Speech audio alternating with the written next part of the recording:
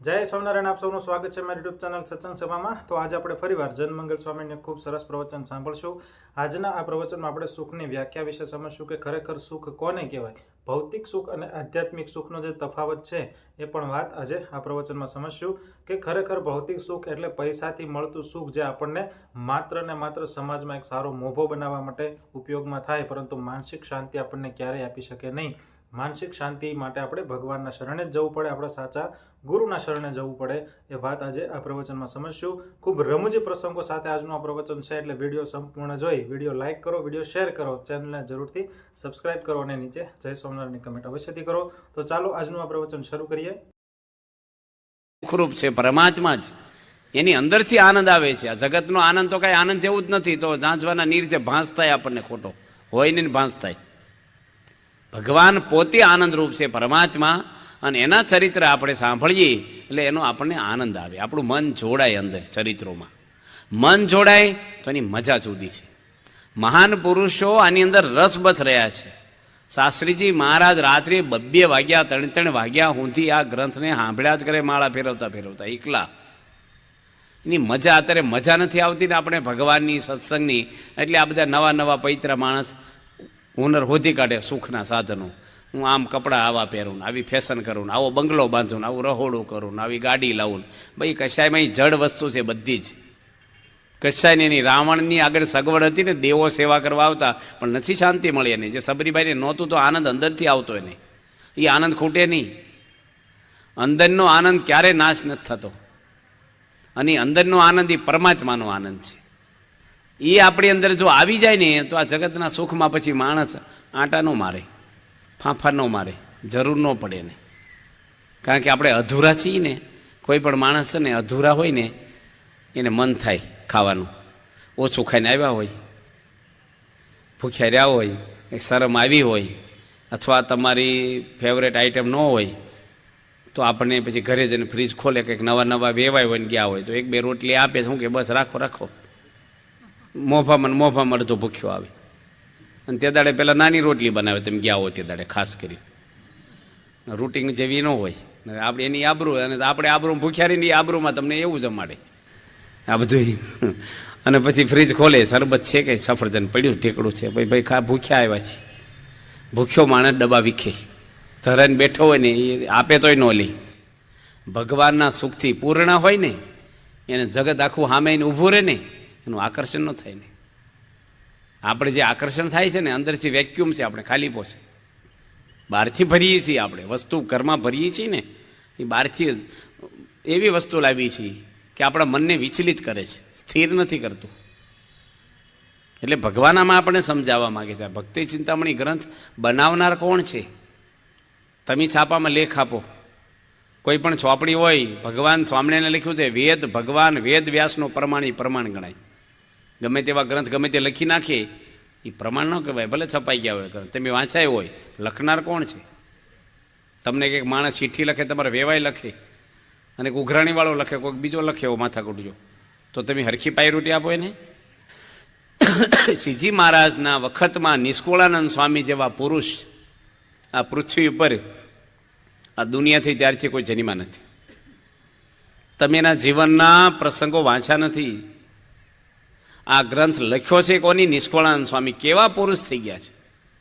એની જેવો વૈરાગી પુરુષ આ દુનિયામાં કોઈ જન્મો જ નથી, કોઈ નહીં। જગતની ગંધ નો ગમે એને, અને કેવી રીતે સાધુ થયા છે ને એનો ઇતિહાસ પણ અત્યાર સુધીમાં જેટલા સાધુઓ બન્યા છે ને એ બધાથી વધારેમાં વધારે કોઈનો ત્યાગ હોય ને તો એ લાલજી સુથાર કહેતા, નિષ્કુળાનંદ સ્વામી ગુજ્જર સુથાર હતા। આ ગ્રંથ જેની બનાવ્યો છે ને એની થોડી વાત કે કોની લખ્યો છે આ। એને 2 દીકરા જન્મી ગયા હતા, સંસારી માણસ હતા, અને સંસારમાંથી નીકળી ગયા। કેવી રીતે નીકળ્યા છે!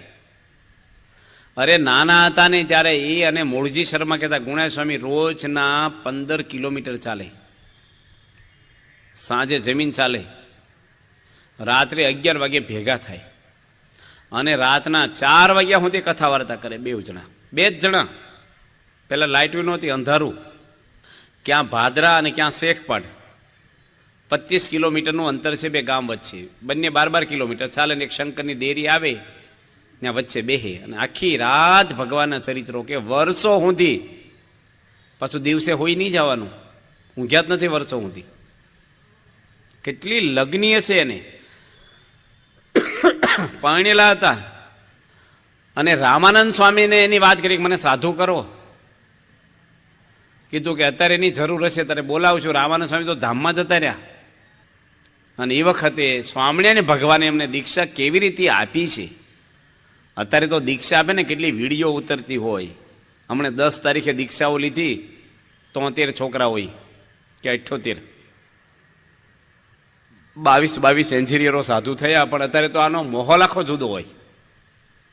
આમની કેવી રીતે સાધુ બન્યા.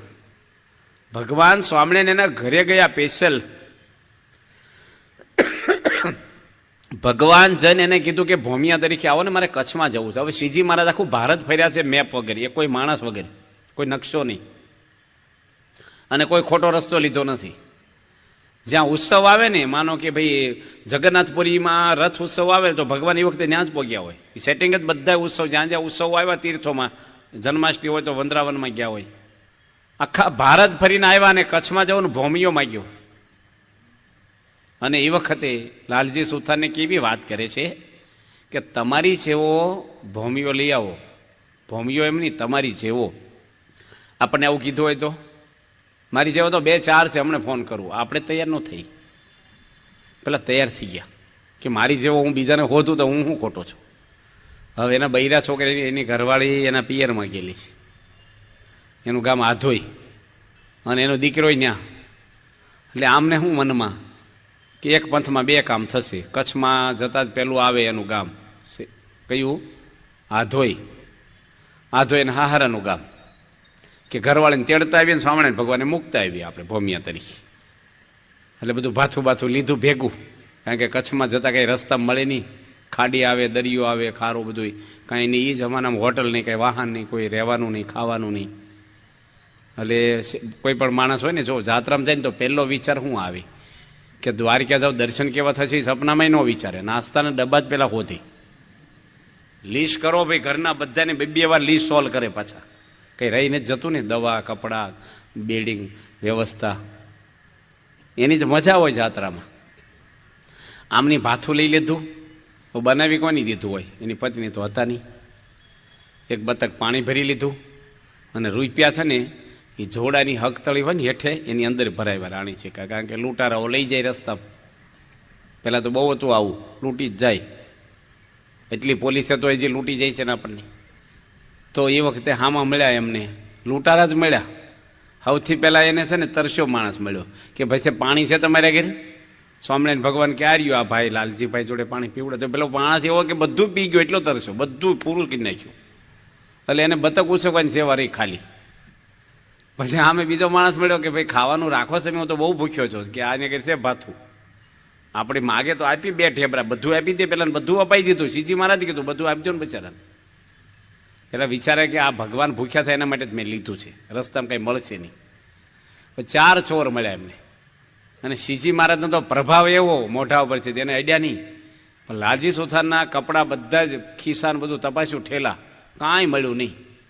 ચોર નિરાશ થઈ ગયા. દૂર ગયા ને એટલે શ્રીજી મહારાજ પાછા બોલાવ્યા કે પાકા ચોર નથી લાગતા, ટ્રેનિંગ લેતા લાગો છો. આની જોડાની હકતાળીમાં પૈસા છે, એ તો તેમ તપાસ્યા નહીં. હવે પહેલાં જતા રહેતા થાય ને પાછા બોલાવીને બતાવે છે પાછા. લાલજી સુથાર થોડા આમ ખુશ થયા કે સારું ભાઈ આટલા બચી ગયા પૈસા. જે પેલા એ જોડા કઢાઈને લઈ લેતા પૈસા. કેવું થાય આપણને. એટલે સામેથી પણ ક્યાં જરૂર હતી તમારા છોડને દઈ દેવાની. ભગવાન કહે છે કે હું ભેગો છું, પછી તમારે આ બધી વસ્તુ રાખવાની જરૂર છે?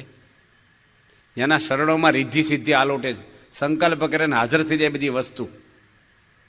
અને તરસ એવી સખત લાગી ને લાલજીભાઈને કે અમારથી ચલાશે નહીં, કે આ પાણી પી લો, કે આ તો મીઠું આમાં ઢગલા બાજુમાં જ પડેલા, નકરું ખારું પાણી.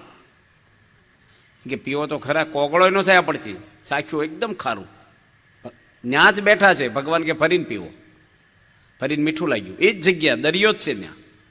પછી પી લીધું, બતક ભરી લીધું. ભગવાન કેવું ચાખો તો પાછું ખારું. એટલે જરૂર ન પડે ને, ભગવાન ભેગા હોય, ભગવાન તો ગમે તે કરી શકે. અને લાલજી સુથાર આધોઈ ગામમાં પહોંચ્યા ને ત્યારે શ્રીજી મહારાજ કે હવે તો મને ભૂખ લાગી છે. હવે એનું ગામ આવ્યું હાહરાનું ગામ. જો એટલા બધા ગામ વટાવ્યા ને, હાહરાના ગામમાં જ શ્રીજી મહારાજે પ્રોગ્રામ કર્યો કે ભૂખ લાગી છે, ભિક્ષા માગ્યા હો ને. હવે કીધું નહીં હો મારા હાહરાના ગામ આ છે, એને વાત થયેલી જ નહીં. અને હું વાત કરી કે આ ગામમાં તો બધા મને ઓળખે છે, કે તમને શરમ આવતી હોય ને ઓળખતા હોય તો તમને કોઈ ન ઓળખે એવા હું બનાવી દઉં. એને એમ કે કંઈક મોઢું બદલી નાખશે, કંઈક કરી નાખશે, એવું ભગવાન છે. શ્રીજી મહારાજનો પ્રોગ્રામ કેવો કે કાતર ભેગી હતી ને ભગવી અલ્ફી પણ ભેગી હતી એની ભેગી. તે શ્રીજી મહારાજે, તમે નહીં માનો, જાતે મુંડન કર્યું, વાણંદ ના બોલાવ્યા. એ મુંડન કેવું થાય એકલી કાતરથી? અસ્ત્રો ન હોય અને એકલી કાતર હોય અને પહેલી વાર કરતા હોય એને કેવું ફાવે? અને અલ્ફી પહેરાવી કે આવું કોઈ નહીં ઓળખે. એટલે આ તો કૂતરા ભસે એવું, આ તો હાવ હવે હું ન ઓળખે. અને ભિક્ષા માગવા ગયા. હવે એના હાહરાના ગામમાં 2.5 હજારની વસ્તી અને 2 દીકરા થઈ ગયેલા, એટલે જમાઈ જૂના થઈ ગયેલા, એટલે બધા ઓળખતા જ હોય. અને ગયા તો બહુ તાકાત આડા. જોજો તમે જોડી માગવા નીકળો ને ઉત્તરાયણની, અમુક સોસાયટીમાં નવા હગા હોય અથવા તમને ભાઈબંધ રહેતા હોય ને તો હું કે હું સ્વામી બીજી સોસાયટીમાં ભેગો થઈ જાઉં છું, હમણાં જઈને આવું તરત. આપણે આમ શરમ આવે, ખંચકાટ થાય થોડો. હાહરાના ગામમાં ભિક્ષા માગવી ને બહુ અઘરી પડે. અને માગીએ એટલું નહીં, એના હાહરાના ઘરે જઈને ઉભા રહ્યા બાવા બનીને. આ તો થોક એમ સંસાર થોકી નાખ્યો. આ ઇતિહાસ એટલે આપણે આ તો શોર્ટમાં બધી વાતો કરીએ છીએ. નિષ્કળાનંદ સ્વામીના વિશે જ 2 દાડા પારાયણ થાય, 3 દાડા. એટલો મોટો ગ્રંથ એનો લખાઈ ગયેલો છે જીવનમાં. 2-5 પ્રસંગ કરીને પછી આપણે વાંચીશું. પણ કહેવાનું શું કે કેવા પુરુષ થઈ ગયા, જે લખનારા કેવા પુરુષ છે. એના હાહરાના ફળિયામાં ઘરે જઈને ઉભા રહ્યા ભિક્ષા માગવા. એની ઘરવાળી કંકુબાઈ ત્યાં જ હતી, કંકુબાઈ એનું નામ, એનો દીકરો માધવજી. અને એની હાહુ રોટલા ઘડતી હતી અને એની પત્ની જ બહાર આવ્યા કે કોઈક બાવાજી આવ્યા છે. જોયું તો કઈ મોઢું તો બદલાય નહીં, કપડાં બદલાય બધું. અને એની પત્ની તો ઓળખી જ જાય ને, રોજ મોઢું જોતી હોય. અને એકદમ એને તો ધાસકો પડી ગયો અને ઘરમાં જઈને રોવા જ મળી. એની માં કે શું થયું? બહાર જોઈ કે તમારા જમાઈ બાવાથી ને આવ્યા છે. સત્તા ધણીએ મારે રંડાપો થઈ ગયો, પૂરું થઈ ગયું. એની માની હાહુ હતી ને લાલજીભાઈની, એ બહુ જૂના જમાનાની પહોંચેલા. એ કે એમાં હું રડે છે કે હરખી હાડી પહેરીને મોટું મોટું હરખું કરીને જા ને થોડી સ્મેલ આપી બહાર જઈ. તરત તારી જોડે હેત થઈ જાય. નવું ઉપર હોય કે આમાં ઊંડું ન ઉતરો. દીકરાને લઈ જાય એટલે રમાડવા મળશે, ભેગો છોકરાને પકડી લઈ જા આંગળીએ ને ઓસરીને કોરે ઊભી રહીને થોડુંક આમ એવું કર્યું. આ કે આ રંગ છે ને એ ઉપરનો નથી, અંદરનો છે. આ કઈ તમારા લટકાથી વૈરાગ ઉતરે એવો નથી મારો. અને ભગવાન ભાગોળમાં આવીને બેઠા છે. સહજાનંદ સ્વામી સ્વામિનારાયણ ભગવાન સર્વોપરી ભૂખ્યા થયા છે. મોક્ષનો ખબર રોટલા નાખો જોળીમાં. ભરથું હરી ભિક્ષા માગી હતી પિંગળાને ત્યાં, એ વાત આવે છે. પણ એને તો પિંગળાએ દગો કર્યો હતો ને વૈરાગ થયો છે. કારણ કે પેલું અમરફળ બધે ફરી કર્યું ને, અને પાછું યાદ આવ્યું. એ રાજા એવો જ ફૂટલા જ કહેવાય હવે. કારણ કે એને એટલી બધી રાણીઓ હોળશો તો દાસી જોડે ખોટા સંબંધ. હવે એ એટલે પછી ફૂટલા રાજા પાછળ બધું ફૂટલું જ હોય ને. એ સારું ફૂટલું હતું જ, વૈરાગ છો નકર એને ન થાત. અને એની પિંગળાને ઘરે ભિક્ષા માગી. અને આ નિષ્કળાનંદ સ્વામી લાલજી સુથાર એના હાહરાને ઘરે જઈને ભિક્ષા માગી. બહુ કહેવાય. એ તો બરાબર ભિક્ષા લઈને ગયા. પણ સ્વામિનારાયણ ભગવાને શું કર્યું? રસોઈ તો જમ્યા, પણ કીધું તમે 1 મહિનો રોકાજો. હું જાઉં છું ભુજમાં, હવે ભૂમિની જરૂર નથી, ભૂમિયા પૂરું થઈ જાય છે. અને 1 મહિનો અહીંયા રહીને તમે યમદંડ નામનો ગ્રંથ બનાવો. કેવા કેવા પાપ કરે અને એને કેવી કેવી સજા યમદંડ કરે છે એનો ગ્રંથ તૈયાર કરો તમે. લાલજી સુથાર કે મેં કાંઈ જમપુરી જોઈ નથી, જમને ભાડ્યા નથી ને મને કાંઈ એવી ખબર નથી. હું કેવી રીતે લખું કે તમે આંખો બંધ કરો ને તમને જમપુરી દેખાશે. 14 કરોડ જમડા લખ્યા છે. કેવા પાપ ને કેવા કર્મ આપે છે એના સજા એ બધું નજરે જોઈને ગ્રંથ લખ્યો છે. એટલો મોટો ગ્રંથ નિષ્કળાનંદ સ્વામી લખ્યો છે, યમદંડ. ત્રીજો ગ્રંથ કયો લખ્યો છે એમને? નિષ્કળાનંદ કાવ્ય. 22 ગ્રંથનું લખ્યું છે. એટલું બધું જ્ઞાન ભર્યું છે ને. એની સ્કૂલ જોઈ નથી, નિશાળ જોઈ નથી. જે માણસ લાકડા જ હોર્યા થાકી જિંદગી. 2 દીકરા જન્મ્યા, ક્યાં સુધી 30-35 વર્ષની ઉંમર સુધી રંધોને લાકડાને એ ફેરવતા, મિસ્ત્રીનું કામ. અને પછી સાધુ થઈ ગયા, પછી આ ગ્રંથો લખ્યા છે. 4000 કીર્તનો બનાવ્યા છે નિષ્કળાનંદ સ્વામી. આ ભગવાનની કૃપા તો જુઓ. આજે ગમે તેવા મોટા પ્રિન્સિપાલો આવે, મોટા અધિકારી આવે ને ગમે તેટલું કમાતા હોય, આખું મંડળ ભેગું થઈને કાલ 4 કીર્તન બનાવીને લાવો, એક કડી સેટ ન થાય આપણથી. મૂંઝાઈ જઈએ આપણે બનાવવા. 4000 અને કેવા કીર્તનો બનાવ્યા છે. શાસનનો નિચોડ આવી જાય કીર્તનની અંદર, એમાં 66 પદી બનાવી છે. એ તો અદ્ભુત છે. સંતના લક્ષણો લખ્યા છે ને, કોણ લખી શકે? નિષ્કળાનંદ સ્વામી બરોડાની અંદર ગોપાળાનંદ સ્વામી 150 સંતો લઈને ગયેલા. ત્યાં નિષ્કળાનંદ સ્વામી હતા અને દૂધપાક બનાવ્યો. એ જમાનામાં દૂધપાક દુર્લભ, કોક વાર મળે.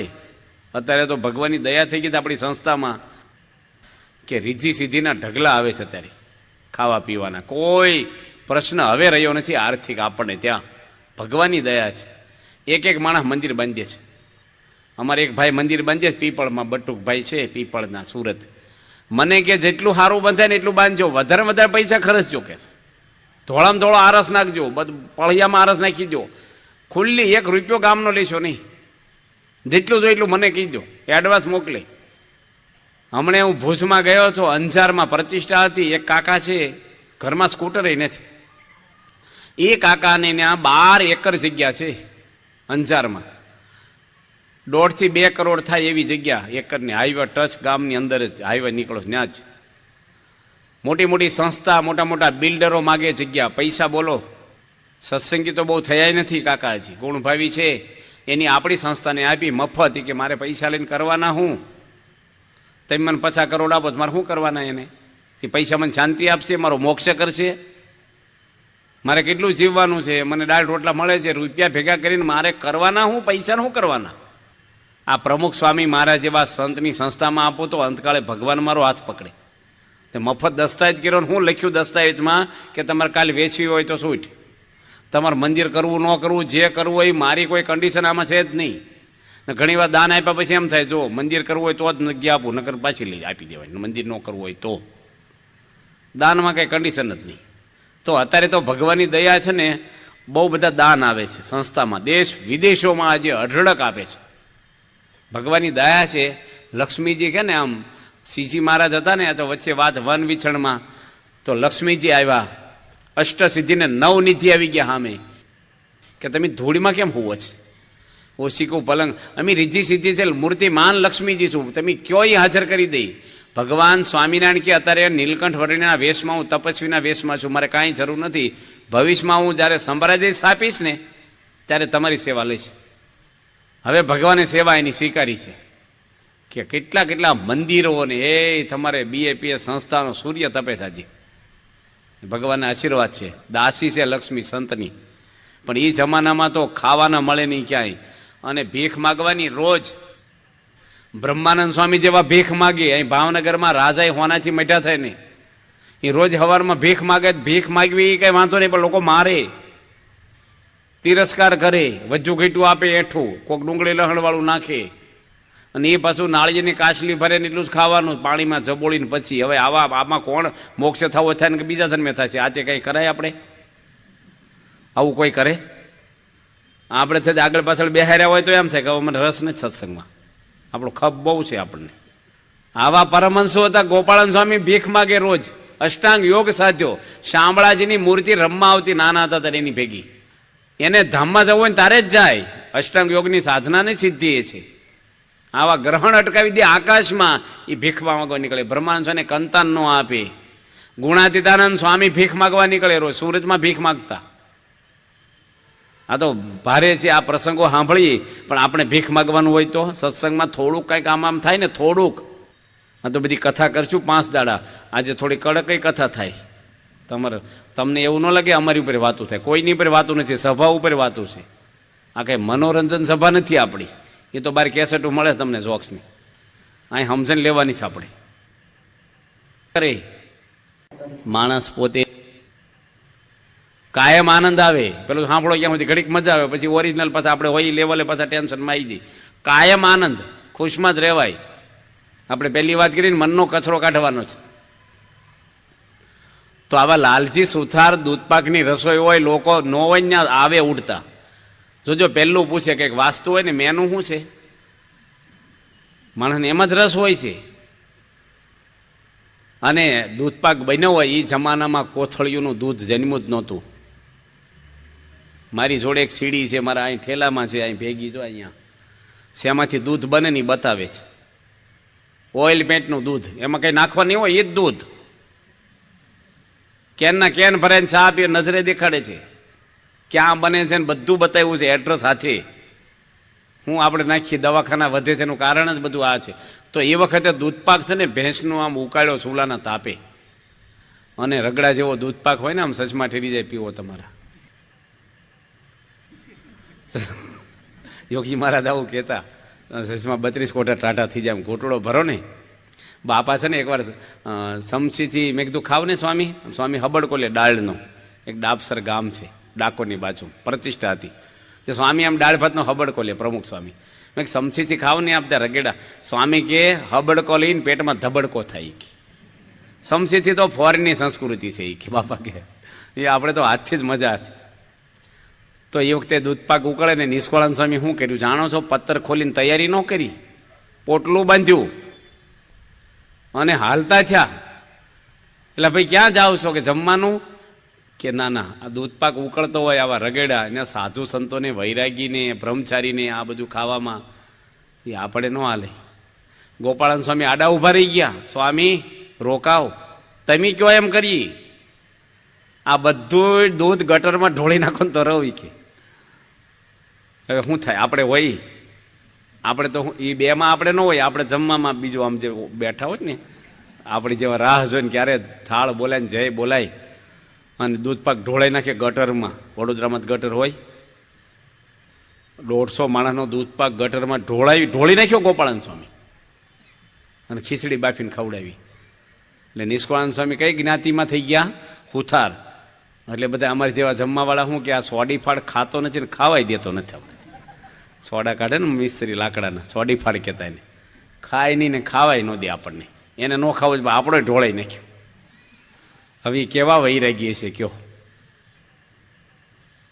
એ કોઈ જે ફાંફા મારે ખાવા હતું, અને એને ગઢડામાં મહંત કરવાના હતા. મહારાજ કે આપણે નિષ્કળાનંદ સ્વામી મહંત બનાવી ગોપીનાથ દેવના મંદિરમાં. શ્રીજી મહારાજે મંદિર બાંધ્યું. હવે મહંત કરે તો આપણે ખુશ થાય કે ન થાય? કયો જઈ કે હાલો હવે આપણો પાવર હવે કેમ્પસના ચેરમેન આપણે થઈ ગયા. હવે અને કેટલું બધું આપણને આમ ગલવલિયા થવા મળે. હો, બધાને બનવું જ છે, અધિકાર હવને જોઈએ છે. અને બહાર કોઈ ન આપે તો ઘરમાં અધિકાર આપણો. પછી હું કહું એમ થશે ઘરમાં, કોઈનું સાંભળવા નહીં આવે. અને નિષ્કળાનંદ સ્વામી છે ને પોટલું બાંધીને ભાગ્યા. ગઢાળી ભાગી ગયા રાત્રે, કોઈ કીધા વગેરે. સવારમાં મહારાજે હાર મગાવ્યા. નિત્યાનંદ સ્વામી આવ્યા કે બોલાવો, ચાંદલો કરીએ, હાર પહેરાવી દઈએ મહંતાઈનો. મળે જ નહીં.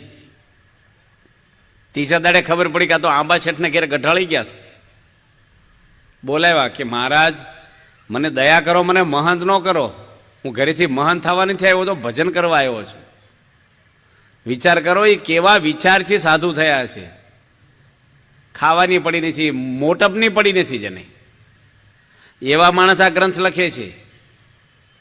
અને બહુ વૈરાગી હોય ને એ માણસને ભગવાનમાં હેત બહુ ન થાય, અને બહુ હેત હોય ને એને વૈરાગ બહુ ન હોય. આ વિરોધાભાસ છે. ગુણેશ કે નિષ્કળાનંદ સ્વામીને આપણે પુરુષને સ્ત્રીમાં હેત હોય ને એનાથી વધારે મહારાજમાં હેત. એવા કીર્તનો બનાવ્યા છે. મહારાજ ધામમાં ગયા ત્યારે છેલ્લી સેવામાં હતા. અને ક્યાં મહંત થયા? એ ધોલેરામાં. ધોલેરાનું મંદિર નિષ્કળાનંદ સ્વામી બાંધ્યું છે. ધોલેરામાં બહુ હુકું ભાલ કહેવાય, કાંઈ આવે જ નહીં ત્યાં, કશું જ ખાવા પીવાનું નહીં, કોઈ રજોગુણ નહીં. એટલે એમાં વાંધો નહીં હુકામાં. આ ગઢડા થોડુંક આવે. હવે આપણે પસંદગી ક્યાં કરીએ? આપણે જોતો તો લીલો આપણે એવું હોત ને. આપણે આમ તમે બે ભાઈ હોય ને વેચવાનું હોય તો ભાવનગરનું મકાન પસંદ કરો કે ગામડાનું કરો? આપણે ગામડામાં સારું શાંતિ, ભાઈ કોઈ માયાની જગતની આમ આપણે પવિત્ર જીવન રહે. શહેરમાં અમારે રહેવું, સૌને શહેરમાં જ રસ છે અત્યારે. અમારે ગામડા હાવ ખાલી થઈ ગયા અત્યારે. બધા સુરત ભાગી ગયા ગામડે, મંદિરો કર્યા, બધા ખાલી થઈ ગયા ગામડા.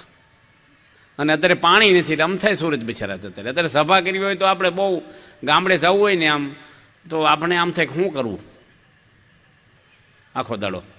એવા ગામડા ખાલી થઈ ગયા. તો નિષ્કળાનંદ સ્વામી ધોલેરાના મહંત થયા. એને એકવાર છે ને મરચાં ખાવાનો વિચાર આવ્યો. લીલા મરચાં હોય ને પેલા ગોળા વાળીને ખાવાના ને, એટલે ભાવે નહીં, પેલું પાણીમાં ચબોળીને ખાવાનું. તે નાવા છે ને એક ભાઈની વાડીમાં 5 વીઘાની મરચી, કે આપણે જોડે લીલા મરચાં ખાઈને તો સારું. હવે આવા વૈરાગી માણસ અને એનું મન મરચાં ખાવાના સંકલ્પ કરે, સહન કરે, જે પછી બીજી વાર ને ત્રીજા દાડે બહુ વિચાર આવે. પછી એકવાર તો એને છે ને પૂજામાં વિચાર, મરચાં લેવા જ છે. ઉપડ્યા અને વાડીવાળા ભાઈને હાથ જોડ્યા, ભાઈ મરચાં આપશો, મારે ખાવા છે. કે લઈ જવા છે? કે ના ના ખાવા છે. ખાવ ને ભાઈ, તમે માચમાને કંઈ ના પડાય. તે એટલા બધા તોડ્યા મરચાં, 2, 3, 5 કિલો જેટલા, અને મરચીની અંદર જ બેસી ગયા ખાવા. આપણે કેમ આમ તમે આમ પાઉંભાજી ખાતા હોય, પ્રોગ્રામ ભેળ ખાતા હોય ને આમ શાંતિથી ખાય, એક એક મરચું, બીજું કાંઈ જોડે નહીં, એકલા મરચાં જ, તીખા મરચાં. તે એટલા બધા ખાઈ ગયા. હેટકી ચડી, ઉલટી થઈ.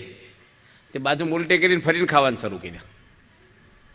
ગરમી ચડી ગઈ, આમ પાણી નીકળવા મળ્યા નાકમાં, આંખુંમાં, તોય ખાતા. ફરીને ઉલટી થઈને ફરીને ખાતા. 4 વાર ઉલટી કરીને પેટ ફરીને મરચાં ખાતા. પછી ઝાડા થઈ ગયા અઠવાડિયું. પછી મન સંકલ્પ કરે મરચાં ખાવાનું. પછી ત્યાંથી નીકળે તો મરચાંની વાડી સામું જોવે નહીં.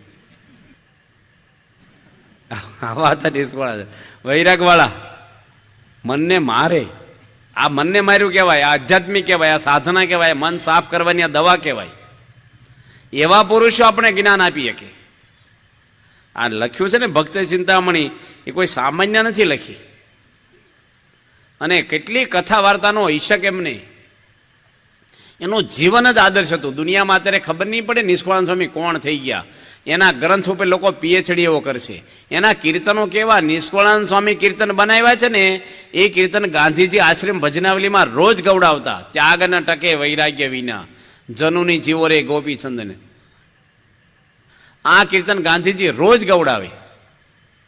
નિષ્કળાનંદ સ્વામી આપણા સંતના બનાવેલા ભજન ગાંધીજીને રસ પડતો, શાસ્ત્રના સાર રૂપે હતા. ત્યાગ ન ટકે વૈરાગ્ય વિના. ત્યાગ લઈ લે માણસ, ત્યાગ કરી દે ઘરનો, પણ જો વૈરાગ નહીં હોય ને તો એનો ત્યાગ પાર નહીં પડે, ટકશે નહીં. ત્યાગ તો થઈ જાય, તમે બીડી છોડી દો, પણ સમજણ નહીં હોય તો ફરીને પીવા મળશો પાછા. ઘર છોડી દેવું હોય તો હેલું છે, પણ ટકવું ને એ કાયમ. ગુણેસ્વામી સાધુ થવા આવ્યા, તાર શ્રીજી મહારાજ શું કીધું, ઘર બાળીને આવ્યા છો? કે ઘર નથી બાળ્યું. કે બાળીને આવો, એ લાકડાના ઘર ઉપડ્યા. મુક્તાનંદ સ્વામી ક્યાં તો જળ ભરત જેવા છે ને, હુતા હશે ને દિવાળી મૂકીને આવશે આખા ઘરની. પાછા બોલાવ્યા કે ભાદરામાં ઘર છે નથી બાળવાનું, અંદર તમારી સિવાય કંઈ રાખ્યું જ નથી. ઘર હોય તો બાળીએ ને, કાંઈ છે જ નહીં.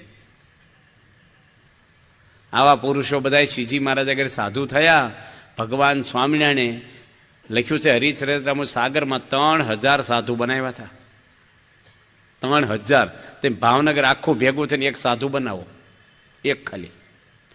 અને એ આવા નહીં બધા, ગમે તેવો બનાવો, હાલો હીરા ગહવાવાળા કોઈ પણ લઈ આવો. હાવ ભાડે એક રૂમમાં રહેતા હોય ને એને સાધુ બનાવો. થશે? સાધુ ન બનાવો, એકને ગુટકો છોડાવો. કેટલું અઘરું પડે છે આપણને. શ્રીજી મહારાજે 3000 સાધુ બનાવ્યા. મહારાજ પાછા શું કરે, દાદા ખાચાના થાળ જમે, જીવબા લાડુબાના, એ અક્ષર ઓળીમાં હુવે. અને સંતોને શું કે, કૂતરું ન સંભળે ને એટલું દૂર રહેવાનું.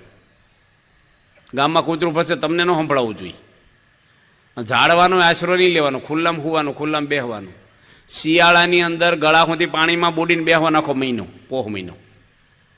ઝોલું આવે અને 5 કિલો બાજરો દળવાનો, જાતે દળવાનો હતું પેલા, ઘરઘંટી નહીં.